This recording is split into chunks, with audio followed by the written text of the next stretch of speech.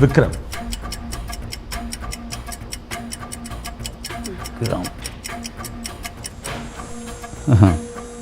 எவ்வளோ யோசிக்க வேண்டியிருக்கு பார்த்தீங்களா? அதான் பதில். ஃபைன். லைலா. அவள் இருக்கிற இடம் எப்போவுமே கலகலப்பாக இருக்கும். அவளுக்கு இங்கே சிரிக்கணும் இங்கே சிரிக்கக்கூடாது, இந்த இடத்துல சிரிக்கக்கூடாது, அதெல்லாம் எதுவுமே கிடையாது. சீரியஸாக சீன் எடுத்துகிட்டு இருக்கும்போது அங்கிட்டு தனியாக சிரிச்சுக்கிட்டு இருப்பாள். அந்த அந்த ஒரு படத்துக்காக நிறைய படங்களை விட்டு கொடுத்தான். வேண்டாம் நான் இதை முடிச்சுக்கிறேன். விஷால் அந்த ஸ்குவிண்ட்டு வச்சதுக்கப்புறம் இன்னமும் அந்த ஹெட்டேக் இருக்குது, இப்போவும் இருக்குது. இத்தனை வருஷம் ஆகும். ஸ்குவிண்ட் வச்சு எடுத்தாச்சு ஃபுல் ஃபில்மு. டப்பிங் போனோடனே டப்பிங்கில் ஸ்க்ரீனை பார்த்தோன்னே டக்குன்னு ஸ்குவிண்ட் ஆகிடுச்சு. ஆட்டோமேட்டிக்காக மசில் மெமரிக்கு வந்துருச்சு. ஆமாம். இப்போ வரைக்கும் அந்த ஒரு பக்கம் தலையடி இருந்துகிட்டு தான் இருக்குது. பாவம்தான். நீங்கள் உங்கள் படத்தினுடைய இந்த மாதிரி முக்கியமான கதாபாத்திரங்களாக நடித்தவங்களெல்லாம் அக்கேஷனலி மீட் பண்ணுவீங்களா, இல்லை அப்பப்போ ஃபோனில் டச்சில் இருந்து அந்த மாதிரி ஒரு சகஜமாக இருப்பீங்களா? தேவைன்னா ஃபோன் பண்ணிக்கிறது. எல்லாரோடும் இணக்கமாக இருக்கணும்னு பிரியப்படுறது தானே? எல்லாரோட இணக்கமாக தான். ஓகே. ஆனால் மனசில் பட்ட பேசிடுவீங்க? ஆமாம்மா. அதெல்லாம் தயக்கம், அதெல்லாம் ஒன்றும் தயக்கம் கிடையாது. ஓகே.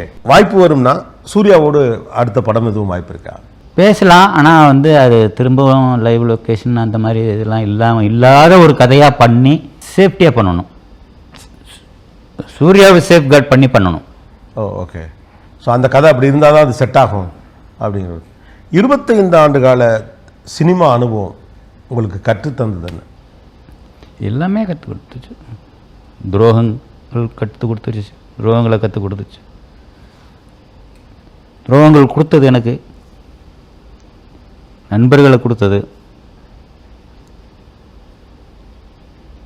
நிறைய ஏமாற்றங்களை கொடுத்தது. ஆனால் அது எல்லாத்தையும் மீறி நிறைய அன்பையும் கொடுத்தது. இவ்வளோ அன்பாக இருக்கிறாங்களா நம்ம மேலே அப்படின்னு ஆச்சரியப்படுற அளவுக்கு அந்த அந்த ஃபங்க்ஷன் நடந்தது. உங்களுக்கு அது மாதிரி ஓவர்வெல்மிங்காக இருந்தால்? எனக்கு அது கொஞ்சம் கூச்சமாக தான் இருந்துச்சு. உங்கள் கேரக்டர்னால ஒரு வேலை இருந்திருக்கலாம். பட் உங்களை கொண்டாடணும்னு நினைக்கிறவங்க அதை சிறப்பாக செய்யணும்னு நினைப்பாங்க. அதுக்காக அந்த ஃபங்க்ஷன் பண்ண வேண்டாம்னு சுரேஷ் காமாட்சிட்ட எவ்வளோ கேட்டு பார்த்தேன். நான் வேணாம்னு சொன்னதுனாலேயே நான் பண்ணுவேன் அப்படின்னு சொல்லி வீம்புக்கு இதை போட்டு இழுத்து போட்டு பண்ணி பண்ணிட்டாப்புல. ஆனால் அப்படி ஒன்று பண்ண போகையில் தானே நிறைய இமோஷன்ஸ் ஷேர் ஆகுது. அதுக்கான வாய்ப்புகள் அதில் இருக்குல்ல.